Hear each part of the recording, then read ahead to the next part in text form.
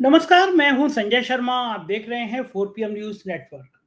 बांग्लादेश के हालात भारत के लिए बहुत चिंताजनक है। बांग्लादेश में जो कुछ हो रहा है, जो कुछ हुआ वो भारत के लिए ठीक नहीं है। भारत के हालात वैसे भी इसलिए खराब हैं क्योंकि हमारे सारे पड़ोसी देश हैं, उनसे रिश्ते हमारे बिगड़ चुके हैं। मैं अभय दुबे जी के संग रोज शो करता हूँ, जाने माने पत्रकार हैं, रोज एबीपी चैनल पे आप उनको सुनते हैं। बहुत अच्छी किताबें लिखी हैं, बहुत अच्छी जानकारी रखते हैं। मैंने आज बांग्लादेश के मुद्दे पर उनसे चर्चा करी। मैंने संजय राउत के उस बयान पे चर्चा करी जिसमें उन्होंने कहा था कि भारत में भी हालात ठीक नहीं हैं, बेरोजगार लगातार गुस्से में हैं, नौजवान गुस्से में हैं, किसान गुस्से में हैं और किसी भी शासक को सबक लेना चाहिए कि जो आंदोलन कर रहे होते हैं लोग, उनको परजीवी नहीं कहते, उनको आंदोलनजीवी नहीं कहते, उनको आतंकी नहीं कहते। तमाम इन मुद्दों पे बात करी। अभय जी का मानना था कि हम लोग हमारे देश के शासक बड़े भाई की भूमिका में आ गए कि वो डांटेंगे किसी को, विनम्र नहीं रहे। मैंने कहा नहीं, ऐसा नहीं है, मोदी जी तो विनम्र रहे थे। शुरुआत में वो पाकिस्तान चले गए थे, नवाज शरीफ जी को हैप्पी बर्थडे कहा था, फिर पता नहीं क्यों रिश्ते बिगड़ते चले गए। तो तमाम मुद्दे पे, देश के हालातों पे क्या क्या असर पड़ेगा बांग्लादेश का, बहुत ज्ञान वाली आपको नॉलेज वाली जानकारी मिलेगी आज अभय जी की बात सुनने के लिए। हम अभय जी के पास चले उससे पहले एक रिक्वेस्ट आपसे और एक खुशखबरी आपसे। हमने जो 4 PM म्यूजिक चैनल शुरू किया था, उस पर पहला गाना बस अब कुछ ही दिनों में हम लोड करेंगे। पहला गाना से आपकी प्रतिक्रिया चाहेंगे कि आपको 4 PM का ये म्यूजिक का पहला गाना कैसा लगा।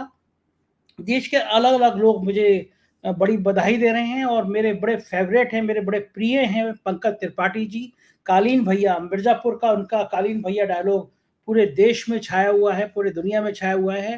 पंकज जी ने मेरे लिए जो शुभकामनाएँ दी हैं, वो मेरे लिए बड़ी अमूल्य है। सुनाता हूँ पंकज जी ने क्या कहा 4 PM म्यूज़िक चैनल के लिए। नमस्ते, मैं पंकज। और गीत, संगीत, सुर, लय, ताल हम सबके जीवन का अभिन्न अंग है। और ये संगीत हमारे मन को, व्यक्तित्व को बेहतरी की तरफ ले जाता है। और मुझे ज्ञात हुआ है कि हमारे 4 PM वाले संजय शर्मा जी अपना एक संगीत का चैनल लेके आ रहे हैं, 4 PM म्यूजिक। तो बहुत बढ़िया, शुभकामनाएं आपको संजय जी। और ये भी देश हित में काम कर रहे हैं आप, ताकि पूरे देश भर के नए टैलेंट को मौका मिले आपके 4 PM म्यूजिक पे। और ये सुर, ताल, लय हम सबके जीवन में खोले और संगीत को बढ़ाए। यही शुभकामनाओं के साथ आप सभी को धन्यवाद। तो ये पंकज जी की शुभकामनाएं थी, बहुत बहुत आभार। आप साइट पे देख रहे हैं 4 PM म्यूजिक का लोगो। आज ही अपने यूट्यूब पे 4 PM म्यूजिक डालिए, उसको सब्सक्राइब करिए। चलते हैं अभय दुबे जी के पास। 4 PM न्यूज नेटवर्क में स्वागत है अभय दुबे जी आपका। भारत के पड़ोसी देशों में एक के बाद एक बड़ी घटनाएं घट रही हैं। भारत के लिए बहुत चिंताजनक बात है क्योंकि लगातार पड़ोसी देशों से हमारे संबंध खराब हुए हैं। नेपाल जैसा देश तक हमें आंखें दिखाने लगा है। चाहे श्रीलंका हो, चाहे नेपाल हो, चाहे पाकिस्तान हो, और अब बांग्लादेश में भी हालात खराब होते जा रहे हैं। भूटान पता नहीं कब रुख बदल दे, इसका डर लगा रहता है। ये जो बांग्लादेश में हो रहा है, पूरे भारत में सिर्फ इस समय बांग्लादेश की चर्चा है क्योंकि बांग्लादेश का तख्ता पलट किसी भी रूप में भारत के लिए अच्छा नहीं है। एक डेमोक्रेटिक सरकार हटा के अगर कुछ कट्टरपंथी लोग आ जाएं तो वो उस देश के लिए भी अच्छा नहीं है और उनके पड़ोसी देशों के लिए भी अच्छा नहीं है। लेकिन ये जो घटना घटी है, क्या भारत ने कुछ ज़्यादा ही निर्भरता बांग्लादेश से बढ़ाई? बांग्लादेश की सरकार बहुत अच्छी चल रही थी। उनके यहाँ जो प्रति व्यक्ति आय है या प्रति व्यक्ति खुशी का पैमाना, वो भारत से ज़्यादा अच्छा चल रहा था। क्या-क्या गलतियाँ हो गई शेख हसीना से? क्या ये गलती बड़ी थी कि उन्होंने आंदोलन कर रहे छात्रों को आतंकवादी कह दिया, उल्टा-उल्टा पुल्टा बोल दिया? और भारत पे इसका क्या परिणाम होगा, मैं विस्तार से आपसे समझना चाहता हूँ। संजय जी, पहली बात तो यह है कि आप, मुझे ताज्जुब है कि आपने ये कहा कि बांग्लादेश में एक डेमोक्रेटिक गवर्नमेंट चल रही थी और उसको हटाकर वहां पर एक फौजी सरकार आ रही है। भारत में और भारतीय जनता पार्टी में और भारतीय जनता पार्टी के समर्थकों में और नरेंद्र मोदी के समर्थकों को छोड़कर कोई नहीं मानता था कि बांग्लादेश में कोई लोकतांत्रिक सरकार है। शेख हसीना ने जो पहला चुनाव जीता था, शायद 2009 में जब पहला चुनाव शेख हसीना ने जीता था, वो एक स्वतंत्र और निष्पक्ष चुनाव था जो उन्होंने जीता था। उसके बाद से लगातार बांग्लादेश में जो लोकतंत्र का ग्राफ है वो नीचे गिरता रहा। चुनाव होते रहे लेकिन उत्तरोत्तर चुनावों को शेख हसीना के जरिए विपक्ष मुक्त चुनाव में बदला गया। और पिछला चुनाव जो हुआ था वो 100% विपक्ष मुक्त था। विपक्ष के लोगों को जेल में डाल दिया गया था और विपक्ष ने उसका बहिष्कार भी दिया था। एक तरह से बिना विपक्ष के लोग इनके खिलाफ चुनाव लड़ ही नहीं रहे थे और उसमें शेख हसीना चुनाव जीती थी। तो अमेरिका तक ने कहा था कि इस चुनाव को हम निष्पक्ष चुनाव नहीं मानते और उन्होंने कहा जाता है कि शेख हसीना से कहा गया था, उन्होंने अमेरिका ने डेडलाइन दी थी कि 3 नवंबर तक आप संवैधानिक रूप से इस्तीफा दे दीजिए और दोबारा चुनाव की घोषणा कीजिए, वरना आपको सत्ता में न रहने के लिए मजबूर कर दिया जाएगा। ये अमेरिका ने इसको चेतावनी दी थी। हालांकि इसके कोई प्रमाण नहीं है, लेकिन अखबारों में, मीडिया में सब जगह ये प्रकाशित हो चुका था। अब एक ऐसी सरकार जो कि लोकतंत्र की आड़ में पूरी तरीके से 100% निरंकुश सरकार थी, नरेंद्र मोदी की भारत स्थित सरकार के लिए बहुत ही आकर्षक चीज थी, क्योंकि नरेंद्र मोदी यही तो चाहते हैं कि भारत में इस तरीके का हो कि विपक्ष मुक्त बन जाए, विपक्ष सामने रहा ही नहीं और वो दबादब एक के बाद एक चुनाव जीतते रहे। मोहम्मद यूनुस जो बांग्लादेश ग्रामीण बैंक के संस्थापक हैं, जिनको नोबेल प्राइज मिल चुका है, उन्होंने अभी कल के इंडियन एक्सप्रेस में छपे एक इंटरव्यू में उन्होंने कहा है कि आप किसी भी बांग्लादेश के किसी साधारण नागरिक से पूछ लीजिए कि क्या चुनाव वास्तव में हुए थे बांग्लादेश में, तो हर व्यक्ति कहेगा कि बांग्लादेश में तो मुद्दतों चुनाव नहीं हुए। आमतौर पे बांग्लादेश वासियों की मान्यता है कि 10 या 15 साल से बांग्लादेश में कोई निष्पक्ष चुनाव नहीं हुआ। शेख हसीना बाकायदा एक लोकतांत्रिक पर्दे के पीछे एक निरंकुश शासक थी। उन्होंने सीक्रेट पुलिस, मिलिट्री और फौज, इन सब का विपक्ष के दमन के लिए इस्तेमाल किया। जिसने भी उनके खिलाफ आवाज उठाई उसको उन्होंने जेल में डाला और उनकी सरकार झूठ बोलने की फैक्ट्री बन चुकी थी। हर चीज जनता को गलत बताई जाती थी, पूरा का पूरा एक डिस्कोर्स बनाया जाता था और मीडिया पूरी तरीके से कैप्चर्ड था। मीडिया की दम नहीं थी कि वो शेख हसीना की सरकार, उनके प्रवक्ताओं द्वारा किए गए किसी भी वक्तव्य का खंडन कर सकें या उसका विकल्प पेश कर सकें। ये स्थिति थी। अब भारत की सरकार के साथ, नरेंद्र मोदी की सरकार के साथ में शेख हसीना की बहुत शानदार दोस्ती थी। इस दोस्ती के पीछे अगर भारत के दृष्टिकोण से देखें तो उसमें क्रोनी कैपिटलिज्म का बहुत बड़ा हाथ है। हम लोग इस दृष्टि से अखबारों को पढ़ते नहीं है। देखिए, हिंदू में, बिजनेस लाइन में और बहुत सारी वेबसाइटों पर लगातार इस प्रकार के तथ्य पिछले दिनों प्रकाशित हो रहे थे कि किस तरीके से बांग्लादेश में गौतम अदानी को बड़े बड़े ठेके प्राप्त हो रहे थे और वहां की कंपनियों को पीछे करके शेख हसीना और मोदी के बीच में जो मित्रता थी उसके जरिए वो सब चीजें प्राप्त हो रही थी। और बांग्लादेश में इस फर्जी लोकतंत्र की स्थापना और उसकी निरंतरता को सुनिश्चित करने के लिए भारत सरकार की एजेंसियों का भी बहुत हाथ था। ये भी बातें लगातार मीडिया में आ रही थी। क्योंकि हम लोग उस तरह के मीडिया, जो वैकल्पिक मीडिया पर कम ध्यान देती है। अब बांग्लादेश में, ये मैं खुद भी मानता हूं, बांग्लादेश में जो कोई घटना हो गई है, इसलिए मैंने कल के बाद से रिसर्च शुरू की। तो मैंने पाया कि वैकल्पिक मीडिया इस तरह की खबरों, विश्लेषणों, तथ्यों से पूरी तरीके से भरा हुआ है। मुझे अभी भी संदेह है कि भारत के मुख्य धार के मीडिया में ये बातें अभी भी आएंगी, क्योंकि ये बातें कहना उस तरीके से खतरे से खाली नहीं है। जिस बात को कहा जाता है बांग्लादेश का एक आर्थिक चमत्कार, इकोनॉमिक मिरेकल कहा जाता है, ये सही है कि बांग्लादेश पिछले करीबन 12-13 साल से लगातार 7.7% की दर से उसकी अर्थव्यवस्था आगे बढ़ रही थी। मुख्य तौर पर जो टेक्सटाइल होता है और सिले हुए वस्त्र होते हैं, बांग्लादेश उसकी फैक्ट्री बन चुका था और सारी दुनिया में मेड इन बांग्लादेश के वस्त्र, यहाँ तक दिल्ली में भी अगर आप बहुत सारे रेडीमेड वस्त्रों की दुकानों पर जाएं तो आपको बहुत सारी चीजें मेड इन बांग्लादेश मिलेंगी, जिनकी बहुत अच्छी क्वालिटी होती है और हम सब लोग बड़े चाव से खरीद के उनको पहनते हैं। इससे बांग्लादेश में अर्थव्यवस्था लगातार ग्रो कर रही थी, लगातार बढ़ रही थी। लेकिन इसी के साथ साथ में बहुत बड़े पैमाने पर आर्थिक स्कैम चल रहे थे। बैंकों में बहुत बड़े बड़े स्कैम चल रहे थे और बहुत बड़ा फर्जीवाड़ा हो रहा था। लोगों के अकाउंट में से रुपए निकाले जा रहे थे। बहुत सारा लोन का डिफॉल्ट बहुत बड़े पैमाने पर बांग्लादेश में हो रहा था। गरीब और अमीर के बीच में जबरदस्त खाई बढ़ती जा रही थी और एक छोटे से देश में 1,80,00,000 नौजवान बेरोजगार थे। जो बगावत हुई है हसीना सरकार के खिलाफ, वो बगावत यूनिवर्सिटी के छात्रों ने की है, विश्वविद्यालय के छात्रों ने, जो आमतौर पर जिनके माँ बाप खाते पीते होते हैं, उन लोगों ने बगावत की है।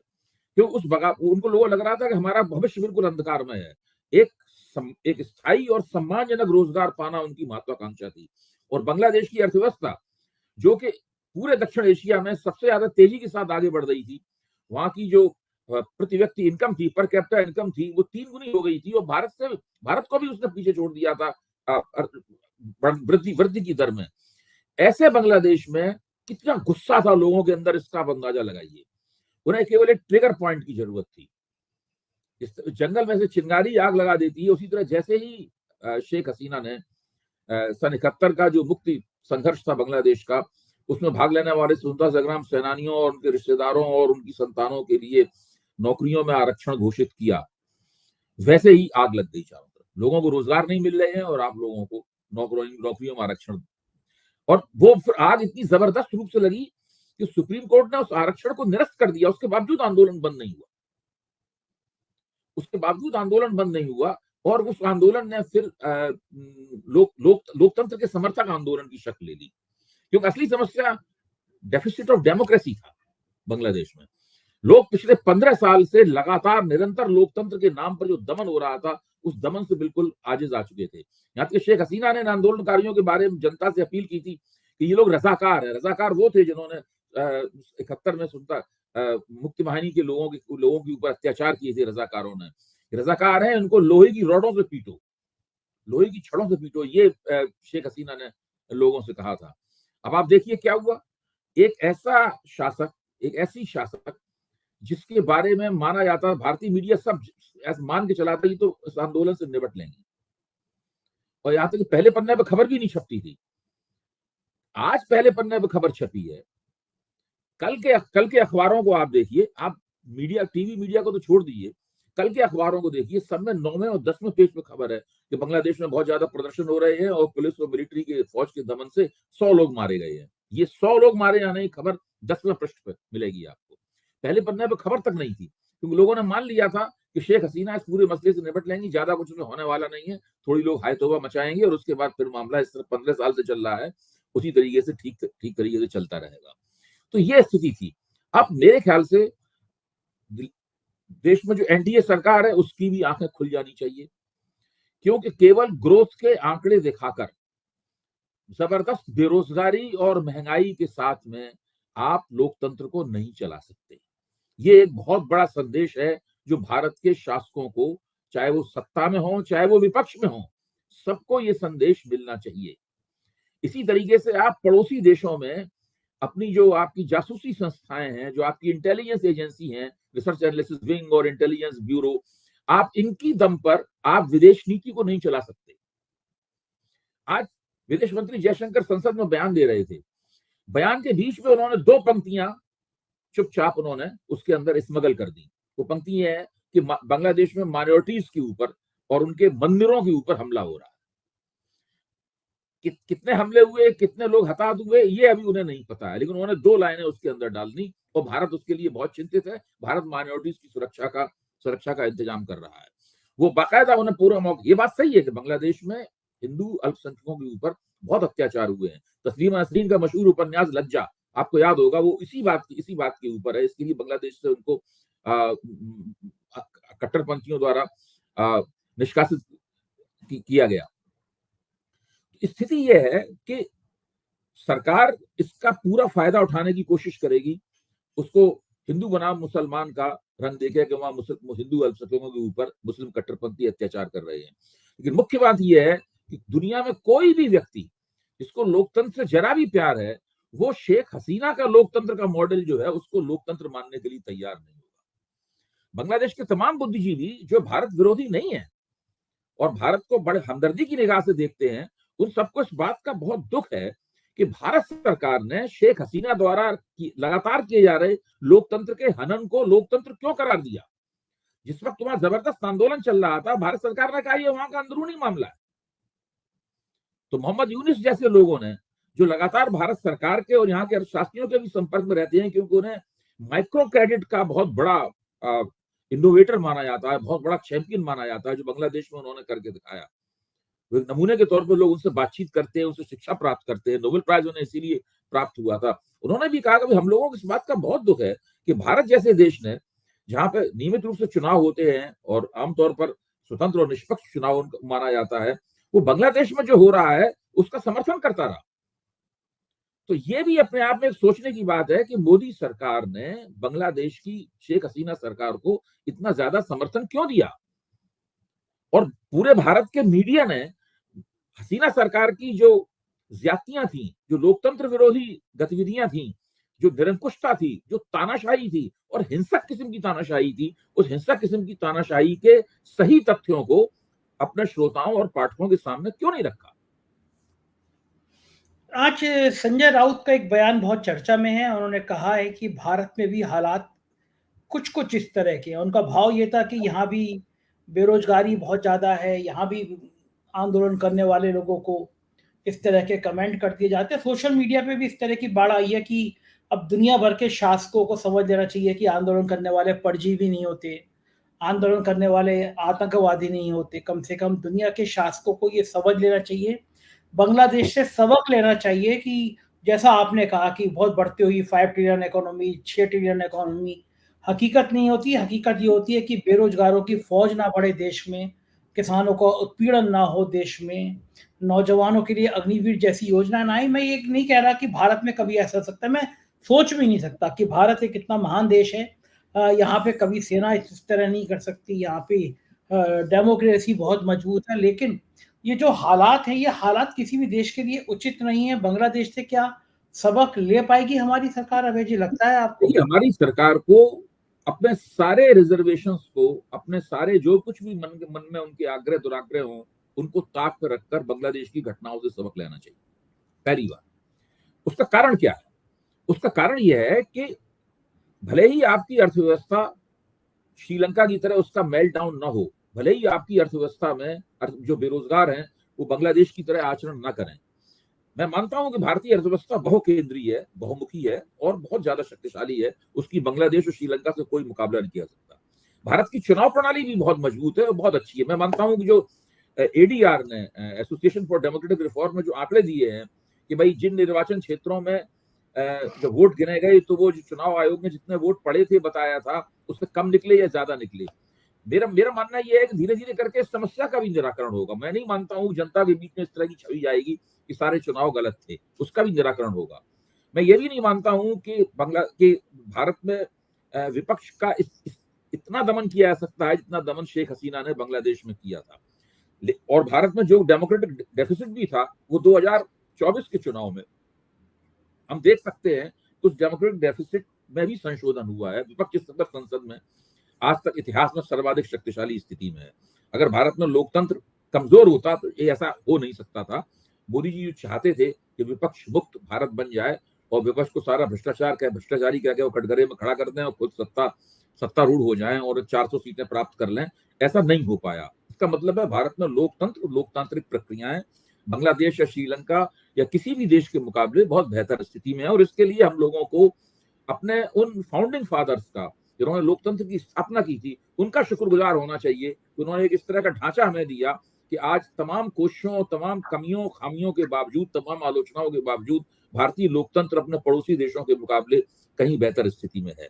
लेकिन अगर सुधार नहीं हुआ, अगर एडीआर ने जो आंकड़े दिए हैं वोटों की गिनती के, उसकी सही सफाई नहीं आई, अगर ऐसा पक्का बंदोबस्त नहीं हुआ कि अगली बार गिनती होगी तो इस तरह की गलती नहीं होगी, ये सब नहीं हुआ, अगर लोगों को रोजगार देने के पुख्ता इंतजाम नहीं किए गए, सिक्का बंद सुनिश्चित इंतजाम नहीं किए गए, तो धीरे धीरे समस्या यहां भी संगीन होती जाएगी।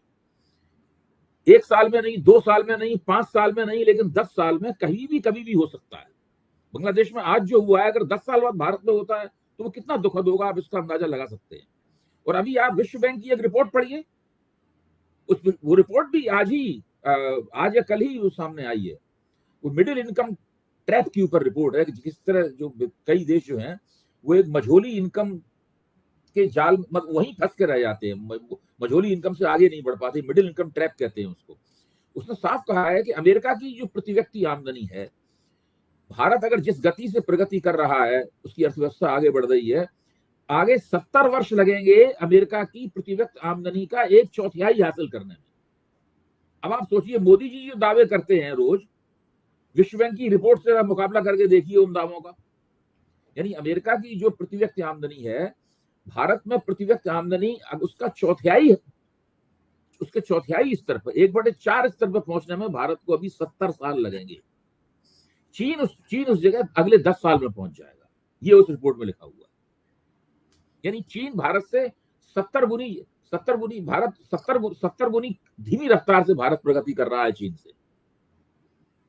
तो जब अर्थव्यवस्था की आपकी असली हालत ये है, अब विश्व बैंक अगर भारतीय अर्थव्यवस्था की तारीफ में अगर कोई बात कहता है तो फौरन यहाँ पे मंचों पे उसका गाना शुरू हो जाता है कि विश्व बैंक नहीं कहा, लेकिन इस रिपोर्ट को लगातार दबाया जाएगा।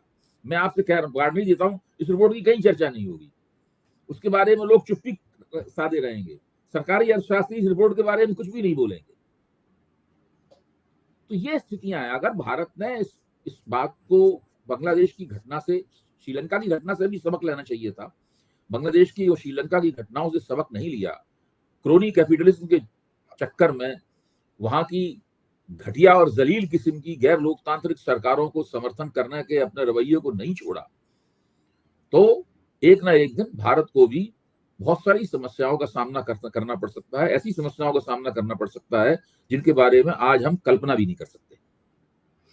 अभी जी भारत अभी बड़ा कंफ्यूज है, शेख हसीना को परमानेंट शरण दी जाए नहीं दी जाए, इसको लेकर कोई खास फैसला आ नहीं रहा। ये लाइन कह दिया रही शेख हसीना पे हमने छोड़ दिया। भारत कंफ्यूज है कि उसको बांग्लादेश से रिश्ते कैसे रखने पड़ेंगे, शेख हसीना का रोकना, उनको शरण देना, उसमें बाधा आ सकता देखिए, है। शेख हसीना ने तो मुझे लगता, जहां तक मेरी जानकारी है, भारत से शरण मांगी भी नहीं है। वो केवल भारत उनके लिए एक ट्रांजिट पॉइंट है, और कहा जा रहा है कि उनकी वहां से जो हेलीकॉप्टर में जो फ्लाइट हुई और फिर भारतीय एयरफोर्स वो जिस तरह हिंडन के एयरबेस तक पहुंची, वो उसमें भी भारतीय खुफिया एजेंसियों की एक भूमिका थी, जिसके ऊपर भी तमाम लेख वगैरह और जानकारियां सामने आ गई हैं। उन्होंने सब पूरा बंदोबस्त किया।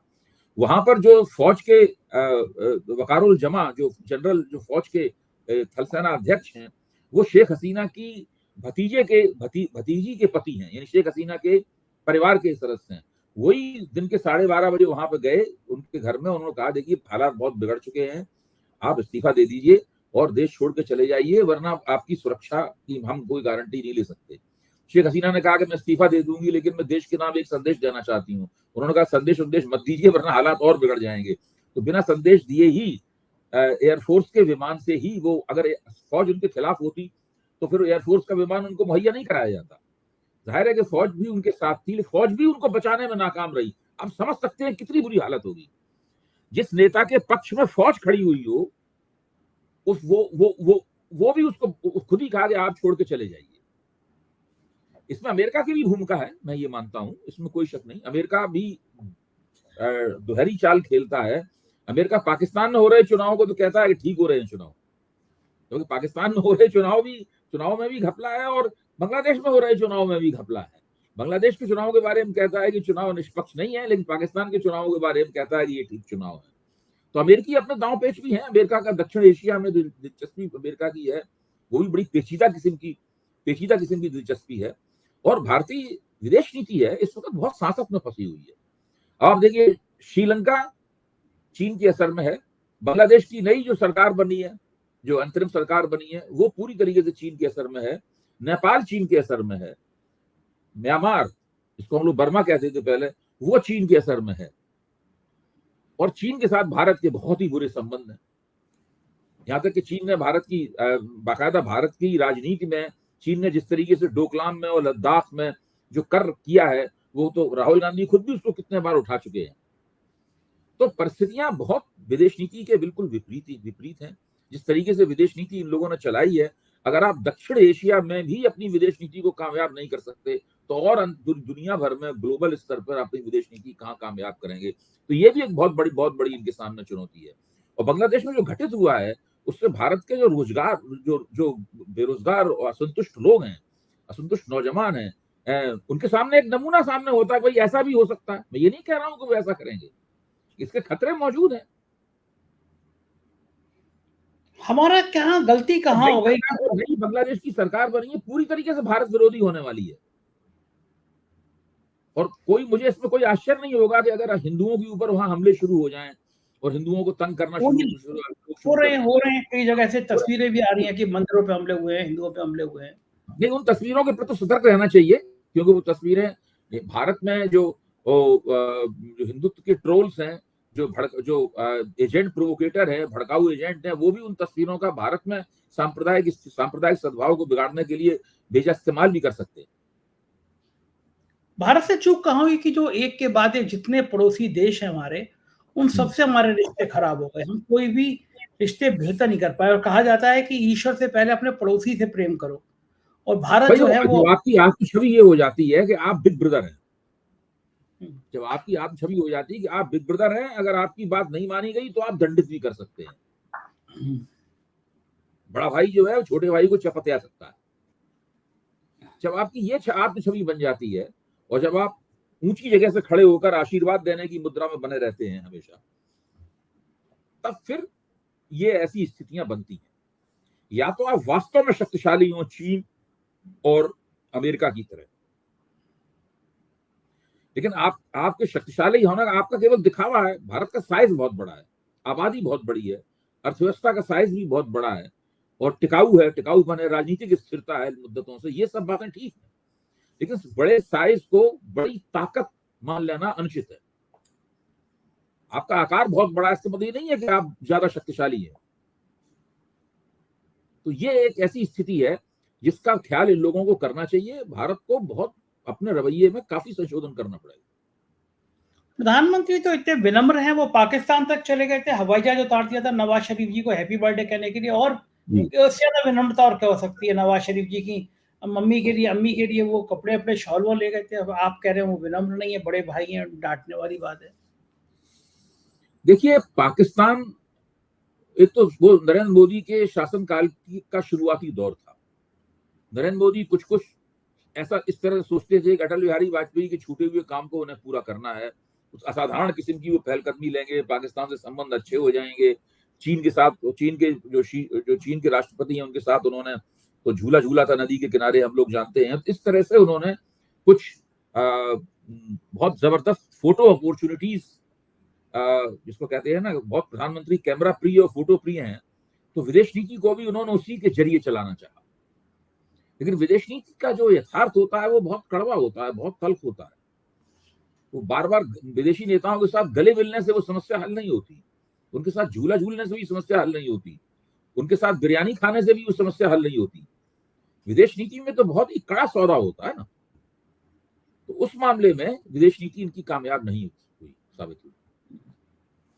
बिल्कुल बात सही है, बहुत नाजुक हालात हैं पड़ोसियों के साथ, निगाह बनाए रखेंगे हम लोग। बहुत बहुत शुक्रिया अभय जी, आपने इतना कीमती समय दिया, आभार, थैंक यू। तो ये थे अभय दुबे जी, बता रहे थे कि किस तरह हालात खराब हो गए हम बांग्लादेश के, और हमारे देश पे इसका क्या क्या असर पड़ेगा। मुझको यकीन है जानकारी आपको पसंद आई होगी। अपनी बातचीत कैसी लगी आपको ये बातचीत, इससे बताइएगा जरूर। चैनल को सब्सक्राइब ज्वाइन कीजिएगा।